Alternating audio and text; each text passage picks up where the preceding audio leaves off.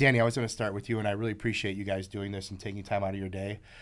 You and I got to meet one time, and I was so interested in everything you had to say about investing and starting at such a young age. What made you just go out there and get after it, at the age of 21? Well, actually, I was 18, and I really had a drive to create my own success. I wanted to create a better lifestyle than the house that I grew up in, and I knew the way to do that was to go out and go into business for myself and to create long-term wealth. And the best way I knew was in real estate. My mom was a realtor, and I started going to these seminars. I'm sure you've heard of Robert Kiyosaki, Rich Dad, Poor Dad. It kind of resonated with me because that's kind of the situation that I had. I had what I grew up with, and then I had my mentors that I saw that were wealthy and what they were doing, and it seemed like all of them had real estate. So I started going to those seminars, and then you start hearing about these people flipping houses, and you think you can make money so easily doing it. And it turned out not to be that way. But so I bought my first house when I was 18, my second house when I was 19, and the second house we still have to this day. It's one of our longest rentals is paid off now. And then we just kept doing one after the other as things came up. Started doing some commercial real estate. So I had the pizza place and ended up buying the property from them, and then just kept rolling from there. So now our portfolio consists of residential homes, but also some mixed use, some retail space with apartments above and offices above, and even now an industrial partnership. So we're kind of all over the map, but yeah. Yeah, I think it's so important too is, you don't find so many realtors that actually invest in the business that they're selling. For example, you have realtors that some don't even own homes, but yet they're selling real estate and they're getting people into business. And I think it's so important that when you work with somebody, you work with the team that actually invests in the neighborhood. They do buy commercial spaces. They can guide you to the do's and don'ts of when you're buying an investment property. Like you said, the short-term fix and flip, what could go wrong? Everyone just watches TV, HGTV, and everyone's just like, wow, I could really do that. All I need is a little bit of money, buy the house, and fix it up. But you've seen that that's not as easy as it is. Yeah, no, it definitely is not. But I still believe that real estate is the number one way to build wealth, and that's how we've built our wealth. That's amazing. And Sabrina, with the Glover team, how long ago did you start the team? The team started in 21. I got my license in 2015. So I was a solo agent, actually part-time until 2018, went full-time in 2018, and it just was exponential growth each year. And then as we started our family, Danny and I made the decision for him to sell the restaurant and join me. And so it started in 21 with Danny joining, and then us bringing on Christy, who is mainly our City of Chicago agent. That's amazing. And speaking of family, the hardest thing is for people to maintain business and family. How do you do both? How do you become a great mom and an exceptional real estate agent all at the same time? It is a day-to-day challenge. I think the biggest thing is just focusing on the present. So like when we're home, we try to be home. When we're at work, we try to be very productive and get work done. So we have our nanny that helps us, and there's no way that, we could do all that we're doing without her. But yeah, I mean, we are, we want to be as involved as we can with our kids. So, we have them in activities. We like to bring them to the activities. So yeah, we're just trying to balance it. Yeah, that's a tough thing is, even for me, is, the person that you're helping, it's the biggest purchase they are. So you're trying to be there for them. Saturdays and Sundays, they're always thinking about it. So for myself, like I always have to be there. Like when it's family time, I might say, hey, I got to just take this quick call, but I always want to be involved. But if it's Saturday and Sunday, like in our business, you just can't turn the phone off. Not yet anyways, especially because that's the person's biggest purchase they're going to make. You want to make them calm over the weekend, and we all know that's when they're thinking about it. Not during the week when they're at work, but they're thinking about, oh my God, should I have done this? Was my offer too high? And they're thinking about all it over the weekend, and you're their only outlet. They need to call you, the professional. So that's what I find hard sometimes is I want to spend time with the family, but I always like, okay, well, I have to take this call. And it's only maybe a 10, 15-minute call, but you're still right back with the family. Yeah. So that's probably the best, I think, thing about how we're doing it is the fact that Danny and I are doing this together, like he understands if I have to be on a call, we tag team it, right? Or maybe he's on the weekend showing so I can be home with the kids. So I think just like we're constantly approaching it like we're a team, and just like we want to be always available to our clients too. All right, now I'm going to pick a little bit. Yeah. How is it working as a team in not only raising kids but also in business? It can be tough at times, but we're both wired the same way. Yeah. So like we are both so into our work. Should I turn it off? I'm sorry. It's like, wait, no, music just stop. Hold on a minute. Make sure it's nothing too crazy. I'll just turn it off. Okay. Sorry. Okay. I turned it on silent, so it should be fine. Oh, it's fine. Okay. Sorry. Yeah, I'll just ask it again. What is it? Okay, so it brings me to like, not only are you guys married, but you also run a team together. How is that? I know there's got to be some ups and downs sometimes, but how do you maintain the relationship and then also the business side as well? I'm going to let Danny answer that. No, it can be challenging, but we're both wired the same way. We both have that entrepreneurial spirit where we are on at all times. We are on our business at all times. We know that this is a big deal for people who are working with us, so we need to jump when we're needed. It's kind of a blessing and a curse to say, but we have the freedom to spend the time with our family. I get to go home in the middle of the day when I don't have an appointment. I get to see my kids probably more often than most fathers do. Yeah. Yes, do I work harder? Do I work longer hours? Probably, but I'm home in between. I'm spending a lot of time with our kids. And the other aspect of working as a husband and wife team and together is we're both like very different. I was just gonna Sabrina say that. is a very detail-oriented person, and she needs everything to be perfect at all times. And sometimes that gets on my nerves, and sometimes I get on her nerves because I am a get it done. I like to just get stuff done. Boom, boom, boom. And that's what I do. But I feel like it is the perfect balance because, yes, I might spend too long, right, with a marketing piece or something. But it's like, so he'll push me to work a little faster, get it done. Where, I'll look at something he's doing and fix a few mistakes or.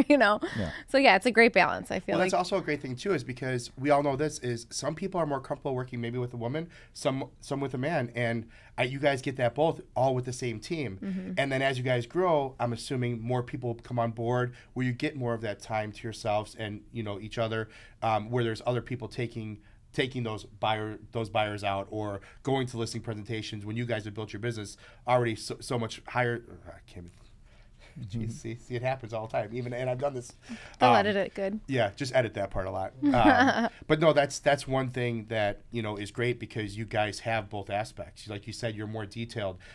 There's agents that I work with, and I can see like if I have a client, like one's like in your face really quick, the other one's like more laid back, and they both crush it. It's just like everyone's personalities mesh differently with other people. Same thing with the mortgage side too. Is I've always thought relationships first, and Danny and I had spoke about this when we went to lunch, is I'm more of let me create the relationship with you guys or the real estate agent, and then if business comes, that's how you do it. Like you don't force business because the relationship is the most important part to me. And like I said, when I got married 5 years ago now, a lot of my real estate agents went to Mexico for our wedding because they weren't just real estate partners, they were friends too. And that brings me to the point is, where does your business come from? Do you guys, is it referral? Is it past clients? Or I know you said you do a lot of mailing as well. Like where would you say most of your business is coming from? I would say most of it is referral or sphere based, either friends, family, referrals from those friends, family, past clients. And we're a lot like you. Like we nurture those relationships, and those clients, those people have all become friends, or vice versa. Friends become clients. And we get together with them on a regular basis. We make sure we include everybody in all of our events.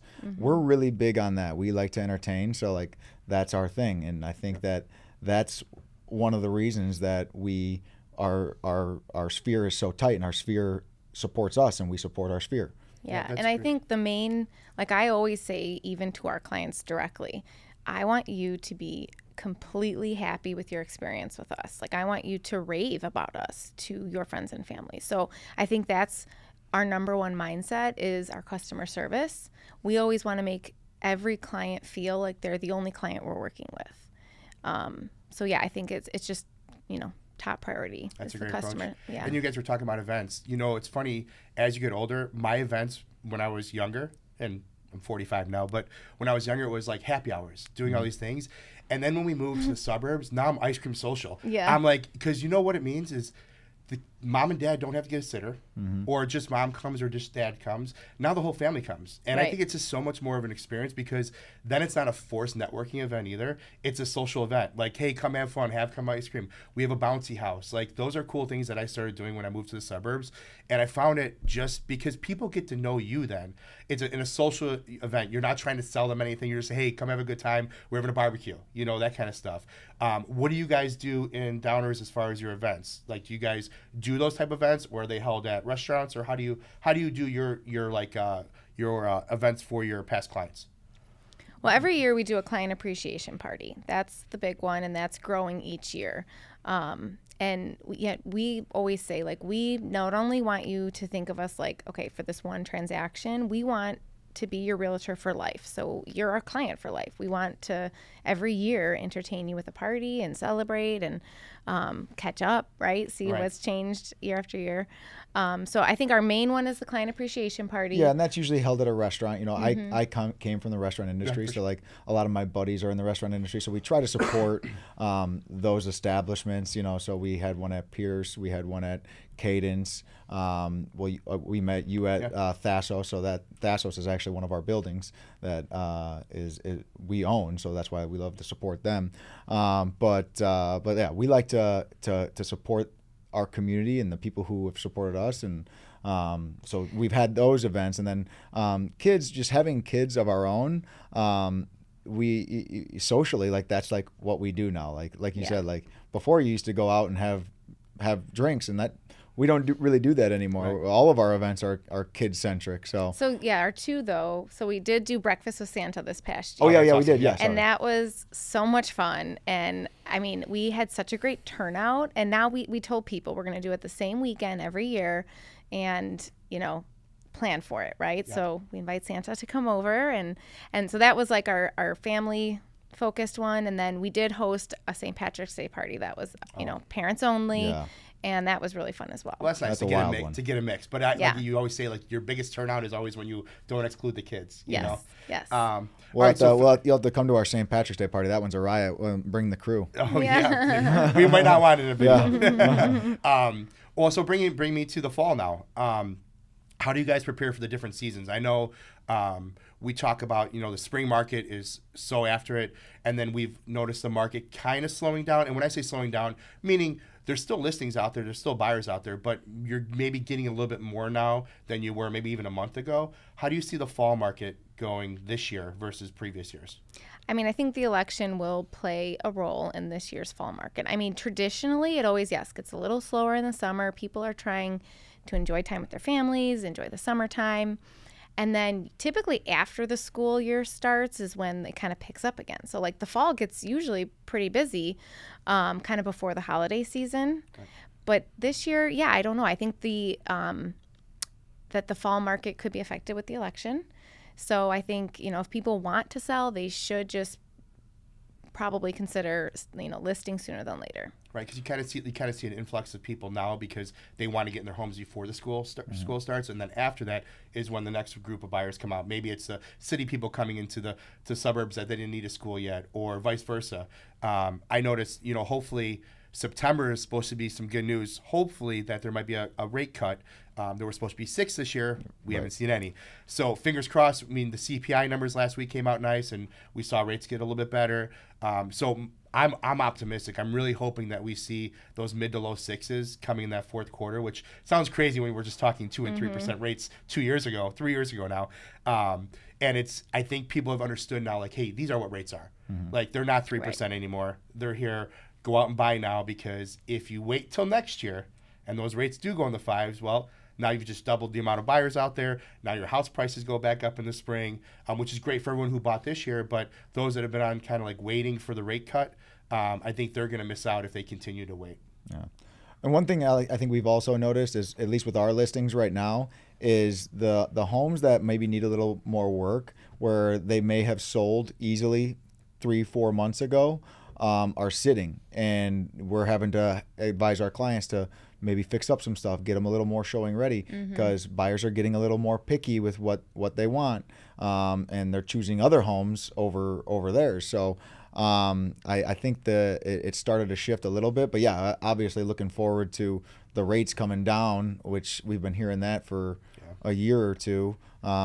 So hopefully that helps out a little bit. But well, I've noticed too is we do renovation loans, and that lately has been a big deal for a lot of people, is because maybe you love Downers Grove, you love that house, you love that area it's in, but it's missing that new kitchen, it's missing that new bathroom. The renovation loan is great for that, especially when you have contractors that you work with and that have done it before. Finding that that home that just needs a little bit of stuff, the renovation is great, and it gets people in. And I've noticed that even now with people not selling, because they're like, we're going to put the addition on. Instead of moving now, we're going to keep that 3% rate. Maybe they're going to use a home equity loan to do some of the financing, or maybe they're just going to refinance and stay put and just redo their home and refinance once it's done. So that's one thing that I've noticed. Even realtors maybe getting the house ready for next year. If that client is set on selling, and if they put, hey, if you put 40 grand into a new kitchen, and obviously I'm probably underestimating things, bathrooms and kitchen, maybe next year I sell that house for 100 grand more. So you do the renovations now, and then we're ready to sell next spring. So that's a loan that I tell people, don't be afraid. Like, maybe you don't get to sell now, but you might get it next year on a home that they've redone, unless they fall in love with it and then don't want to go. But it might be something to help build for next year as well. You got to teach our clients about the renovation loans, because sometimes it's hard to see that vision. That's the problem, is that, that's why we advise our sellers to just do the work and get it ready, because most people aren't going to see the vision. Right. They're just not going to see it. So if you do the paint, you do the flooring, you do the easy things, it's going to sell for more. It's going to sell faster. Yeah, the cosmetic versus the big ticket items. Right. All right, that's good, guys. How are we doing? Good. How are we doing on time? 17 minutes. Jesus. Feel like 30, huh? What is there more stuff that you'd like to ask about the market that you want to touch base on? What do you got? Actually, you guys are always good with some questions too. So you said you started investing at 18. What would you give advice either to your younger self, or what would you say was the biggest surprise getting into it? Like, as an 18-year-old, you were expecting that? So it's hard. Like, when people ask me that, like I've talked to like high school kids and stuff before about this, and it's different than it used to be. Like, when I did that was in 2007, and I believe 2007, and they were given no doc loans. I was making $10 an hour working at a restaurant, and I got a loan for a $200,000 house that I should have never got, But luckily, I had a guy. We were planning to flip the property. And as you know, that year things went to crap. And fortunately, I had a guy who foreclosed on his home, and he needed somewhere to live, and I knew him, and I knew he was good for it. So we rented to him, and 17 years later, we're still renting to him. I think were you saying, like, what advice would I give somebody now? What was that? Was that the question? Is to, like, a lot of people don't make the plunge into investing because they're scared. They're in fear. They don't think it's for them. They don't think they're able to. And you got to get over that hump. You got to talk to someone like Archie to figure out how you're going to be able to do it. And if Archie says he can't do it, you got to find another lender who can do it, because it's possible. You know what I mean? And that's what happened to me. I mean, when I was 21 years old, going into banks to try to get funding for my restaurant, 20-something banks told me no until one told me yes. Right. So you just got to be persistent, and there's a way to do it. And the best thing about investing now is the multi-units, only 5% down. Well, yeah, and that's another thing that people are scared of. Like, people don't think that that's for them. They're like, oh, maybe a duplex I'll do, because, like, that's more up my alley. But there's no way I could do a 4-unit building or a 12-unit building. But it's the same thing. It's just on a and on a the bigger scale. biggest thing is I tell a lot of people is the 5 units or the 5% down multi-unit's great. FHA has always had it, but conventional doesn't have all these rules. But for me, I love for them to do that, because I wish I would have bought a building when I was younger. But my strategy is always this.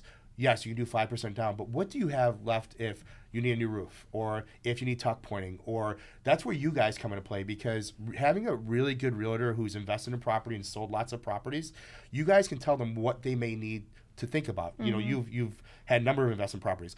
Listen, this roof's only, you know, it's 20 years old. It's gonna have to replace. That's a big ticket item. Tuck pointing is a big ticket item. Do they need new water heaters? Like, these are all things that I think people just see like, oh my God, okay, these 3 people are gonna pay my rent. What if 2 of them don't pay your rent? So I was just gonna get to that too. That was a big thing, is because we have these loans. But when I look at them, like, there's no reserve requirements. We're not asking you to have a bunch of money in the bank too and put 5% down. Yeah, that is interesting. So it's something to really look at. Like, and I'm, you know, I hope everything works out for those people. But I'm kind of like, let me a little more conservative. Like, okay, maybe this isn't right for you because you don't have any funds. Your job is good, and of course you always make more money, but things cost more. Right. Repairs cost more. Well, I think it goes back to, I feel like one thing I've learned through Danny is that it's all about like saving. Yes, creating wealth is super exciting and everyone wants to do it. And so just taking like those baby steps to start investing, to save as much as possible, and just really to like be smart about it, right? Like we come across people that are renting and they think they can't buy, and it's like, you probably can figure out a way to do it, right? But you may have to cut back a few things. Maybe you don't go out to eat every night. Maybe you don't buy a new outfit every time you want to go out. You know, like I used to live downtown, and I used to live like I made millions of dollars. And, you know, I feel like getting together with Danny, I mean, he really opened my eyes to like, yes, if you want to create wealth and you know, our goal really is to set our kids up for the future. And so, yeah, you got to live a certain way and save as like the main we priority. always preach like generational wealth. You know, it's real estate, but you should also invest other places too. And like I always thought I was a guru when I, you know, in 3 years ago, when everyone was buying stocks and you made some money, everyone was making money 3 or 4 years ago during COVID. But S&P 500 is a big thing that I always preach to my clients. Like, even if you don't want to invest and you want to do something, S&P 500's always made money. Right. It's safe, it's easy, and I really talk my clients out of putting down 20% on homes. I don't think, and this is my perspective, I would rather them have, if it's a $500,000 home, I'd rather them put 50 grand somewhere else, maybe even another property down the road, because once your money's in your home, it doesn't make any additional funds for you. It's not your home's always appreciating. But the only way to get that money out is to take another loan against it. And now you're taking a loan against money you could have been making money on. So I always try to preach to people, unless there's a payment that they really want to be at, then we'll talk about it. But I'll use, for example, every time I quote somebody rates and they're like, I'll put down 20%, I always give them 10%, 15 and 20%. And 9 out of 10 usually go 10% down. And most would say, oh, the mortgage insurance I pay. Mortgage insurance is very, very cheap. And you could probably make more interest just in a high yield savings account than that mortgage interest every month. So we try to help people as best we can. In the end, they're going to make their own decisions, but you want to map everything out for them, whether it's real estate, investing, and then obviously for your kids, like there's something that I'm learning, and you probably already know it, Danny, the Burr method. Oh yeah, of course. So there's I kind of did it. There's someone that I'm starting to really, and I want to really learn it before I bring it out to everybody. But the whole thing is, for every kid, you should have one investment property. So, and it makes so much sense, because when those kids are ready to go to college, that investment property that you've built, and, you know, we have a second home, and I consider it investment property because we do rent it out, and we only have one child. So I'm like, all right, I'm on top of the game. So it made me feel good. And now when I listen to all these people talk about it, I'm like, wow, it makes so much sense that that's what you should be doing. You know, for every child to have one place. And it doesn't have to be something crazy. It's just, it could be a $200,000 house that may be worth $400,000 by the time they're 18 or 19 years old. Yeah, it's huge. Plus passive income. You have somebody renting it out. And if they're not paying you, you haven't set yourself that far behind, because it's not a $800,000 4-unit building where the payments are high. So that's important to me too. It's like just mapping things out for people now. So for Sabrina, I don't know if you know the Burr method. I believe it's buy, renovate, refinance, rent, and reinvest, right? Yeah, it's buy, rehab, renovate, whatever, repeat. Yeah. Something like that. Something like that. And it's so easy to understand, but it's like you said, you just have to go and do it. Right. You know. And you brought up another good point when you said you know, about how well, what happens when it doesn't go as planned, and it brings me back to some of the advice that I would give to someone who's just starting out is sometimes it doesn't. They haven't all been winners, and the reason for me that they haven't been winners is when I get excited about a deal. And you gotta keep the emotions out of it, especially in investing. When you're buying your own home, sure, emotions can play into it, because like when you fall in love and you find the one, like that's the one, right? Emotions are going to play into it. But when it's an investment, you have to really analyze the numbers, think of what can go wrong, and make sure your ass is covered if they do go wrong. Because those are the two deals that I can think of that went wrong for me. I got excited about, and I just wanted them so bad. I don't know if it's because I wanted to prove myself and what it was, but I did not analyze them appropriately. And that's a big thing. You bring up emotions. A lot of our business is all emotional. The seller's emotional, the buyer's emotional, and sometimes the emotions get best of both of them. That they might be arguing over $1,000. How do you guys deal with an emotional client? Sabrina does it. That's what I'm saying. Because you're like, just go, buy it or don't buy it. And no, so the main thing I always say is like most things are fixable, right? So like if we're in a home inspection, it depends what stage of the process this is happening. If it's offer submission, I really just try to make sure that if, buyer, seller, that they're feeling comfortable. At the end of the day, it's their decision. All I can do is guide them, give them the facts and guide them. If it's a home inspection item, it's again, just understanding that sure, there are some things that are like major big ticket items, but most of them aren't in the grand scheme of a purchase. So I guess I'm just super solution based. I don't get hyper emotional. I'm just like there to help and facilitate guidance. And it's really just finding the solution. Right. I'm very mathematical. Like to me, A plus B equals C, and I just have to figure out what equation is going to work so that we get to the finish line. And she's a great communicator. She was a teacher before, so like she's very good at communicating. And even at home, like with us, like when we have our disagreements, like usually, she can use her skills to communicate, and she always will let me know like what's bothering her and vice versa. Communication, everything. Yeah. So she's very good at communication. So usually that kind of keep someone who's emotional, in check. Well, and even just like asking the right questions to a client to figure out, and I always say to my clients, like, I need you to communicate with me, right? I want to make sure you're feeling good and comfortable. And if you're not, you got to tell me so I can fix it, right. And that is my role. I feel like I'm always putting out fires. I'm always figuring things out, getting the right people in place. It's just, again, all solution based. Yeah, and that's, the other thing, too, is talking about contracts and stuff. You always see a lot of as-is. And a lot of my people, when they talk to me, because they'll talk to the agent, of course, you guys are always a specialist, and I'm always telling them, like, listen, as-is really isn't as-is. They just don't want you nickeling and diming them for little things. Mm-hmm. But obviously there's a major thing. Most, if they want to sell, are going to fix it. Or if they didn't know about it, now they know about it. So I always get questions like that. I told them it was as-is. I'm like, well, if you really thought it was as-is, you wouldn't have gotten an inspection. Like you're having an inspection to check for big ticket items. They just don't want you to nickel and dime for the little items. Well, as-is so interesting these days. It has lost a lot of its meaning. However, what I usually explain to the buyers, at least, is we're going to offer as-is. It's basically your promise to the seller that you're not going to ask for anything, that the offer price that they've accepted is what they're going to get at closing, right? But then I explain that if something is that major that you're willing to walk away from the deal, you might as well ask for it. Right. Because the worst they're going to say is no, and then you're in the same boat, as walking away.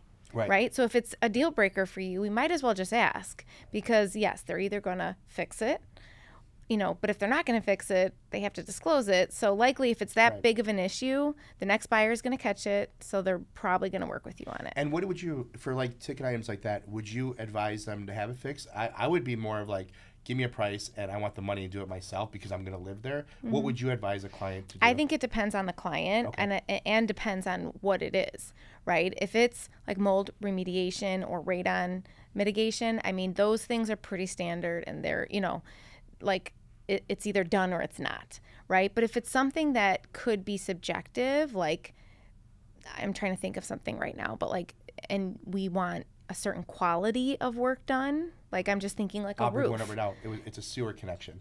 A property we have right now. Yeah, that's interesting. We actually we just had one of those too. Well, wait, like a sewer. Yeah, there's a sewer crack in it. Crack. Yeah. We actually had some. Is it in Villa Park? Yes. No. We're going on everybody. Yeah. No, we had something similar. Again, I feel like as long as the company, it's just what you. So, you think sellers, if they're going to do it prior to closing, they're going to likely do the most affordable, right?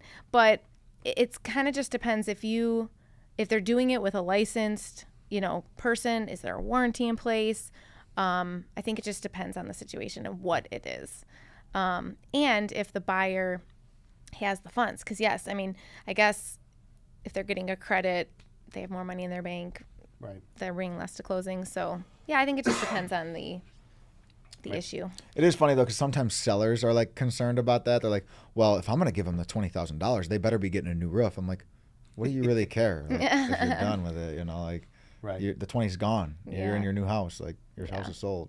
But like sometimes they want to make sure that it's done. Yeah, and you know what's good too is talking about like moving into the fall market as well. With things, they kind of get a little bit easier on negotiating. The 2-1 buy down is a huge program that I did a lot of fourth quarter of last year, and then people were asking about it like when we started spring, and like basically sellers were laughing, like why would we do that? And I actually just got one approved, 2-1 buy down the seller gave in Tennessee, and now I'm starting to feel like that may come back because for some reason, I think in a lot of people's heads is they want to keep their purchase prices where they're at. They'd rather give money than lower the price. Do you guys notice that at all? It is hard. I think sellers are just anticipating to like get 50,000 over ask. Right. I mean, the market got so crazy with almost every listing selling way over, and I do feel it's slowing. I don't think I don't really think that's happening as much. Right. But sellers are still wanting it. Have you seen listings pick up at all, or are they still pretty much the same they've been throughout the year? I do feel like they're picking up. Oh yeah, I mean, 100%. I've seen you guys. Yeah, just we alone. definitely Yeah, have a lot more Every listings than time we've I ever click had. my button, you guys have another listing up, which is great. Yeah, we're we definitely definitely have a lot more, and like I feel like there's quite a bit more in our area too, because every time I look at the market snapshot, it's there's like 20 something on there. It's like wow. Yeah. Like before, like you'd log on every day, and there'd be like 3, 4, sometimes 0. Which is Right. great because maybe it brings more buyers now. Right. Yeah. And open houses. Then you can start doing more open houses to get some more buyers because I feel, I used to go to open houses with people. And this previous weekend, I went to 5. Like I just stopped in, said hi, I brought my son with me, so it makes it easy. But it was just to say hi and see how things are going. And most of the agents aren't even working their open houses. It's someone else working that. Yep. So I found like going back to your old roots, like go back to open houses. I call agents to work open houses like, we sold the house already. I'm like, well, you should still do the open house because you need buyers. Like buyers are coming in, you might as well do an open house anyways. Just in case that one falls through, you might have backup offers. So I think a lot of agents have almost not gotten lazy, but they've gotten comfortable where they didn't have to do open houses anymore because they sell so quickly. Yeah. Well, our office had 12 last weekend, and 5 of them were ours. Yeah. Yeah. That's great. Yeah. So, and like you said before, you didn't even get to an open house. It would sell before the open house even happened. It would just made the job easy. Right. But then no buyers. Right. That's the thing is like you have to bring like because listings are going to run out at some point and then you're going to need buyers again. It's great because you guys have been doing this so long is you kind of go through cycles. Like maybe you're buyer heavy for a little bit and now you're listing heavy because all your buyers have owned a home and now they're on the number 2 or 3 and it's just kind of like that progression. And then it's like, okay, well, I need my next new buyers because they may be in their forever home right now, so they're not going anywhere. So now I have to start all over again. So that's one thing I've always noticed is, I always used to laugh where, and you guys probably get this too, is, oh, you should use my dad's guy. Well, I'm like, your dad's guy's going to retire soon. You got to create your own guy now, whether it's a real estate agent or a mortgage broker, because you want to build that because dad's guy's retiring. Dad's almost retired too. So you have to build your own people. You have to build your own attorneys, your own real estate agents, your own insurance brokers and mortgage brokers. So that's what I find too, is like, it's almost like a repeat. We got to restart and start from the beginning, get back to the buyers, at least for you guys. Yeah, well, and the other thing about open houses that I was just triggering my thoughts as you were speaking is that I like doing them because, like, I don't know, I feel like I like being social. I like meeting new people in the neighborhood and whatnot. And usually we get at least one client out of it. We get one new buyer out of it. Say it loud to the camera. Speaking Say it to the of, camera again. yeah, usually we get at least one buyer out of it. People Speaking working open of, houses. Yeah. we'll have to give you the lead on Jerry once we meet with him because that came from Jason. So hopefully that turns into something. But nice. usually every single one, I mean, we pick up somebody at. So Well, that's great. So you guys are keeping up. You're not letting things go that got to where you are. Well, and it's interesting because I feel like even buyers coming through open houses. So I did one. We actually just listed the house today or yesterday. They came through the open house. I was hosting it, and they were kind of like going around, almost like interviewing agents. Yeah, like seeing how we ran the open house and how we conducted our business and our personality, and they were really impressed with how I, spoke with them. And so and then we got the listing shortly after. Well, that's the biggest thing. Nosy neighbors are actually good. They're like, well, I want to see what their house looks like because maybe my house looks that, and we just saw Sabrina, the Glover team, just list this one. We're going to use them now because they just sold that at top dollar. Right. That's the one nice about open houses. You get a lot of nosy neighbors because they just want to see what that house looked like inside. Oh, we get a lot of nosy neighbors because I go to their doors and I personally invite them with an invite to a hosted brunch at the house before the open house. Yeah. Yeah, we kind of like to keep it separate. Keep the people coming through the public open house to hopefully really interested buyers and do this almost neighborhood preview prior so that, the people coming through the open house can actually focus. That's great you guys do that. Many, That's really good. Because you want those people. Like in the old days, you don't want anyone coming through, only serious buyers. Right. Now you're like, serious buyer could be a serious listing for you guys too. Mm-hmm. And you never know. I mean, they could have a sister. I mean, one buyer that we're working with now, the sister was living by this listing we had. And so we got invited the sister to the neighborhood brunch. And then she told her sister, and now we're working with her sister, and she's under contract. And not only her sister, but now their parents. And now their parents. See, that's great. Yeah. Yeah, it is just a web of connections. Mm-hmm. Nice. Mm-hmm. Well, thank you both for being here. No, thank you for having us. This is awesome. We really appreciate this. I feel like my voice is gone, but hopefully we get an invite back. I'm not cutting the grass anymore next week.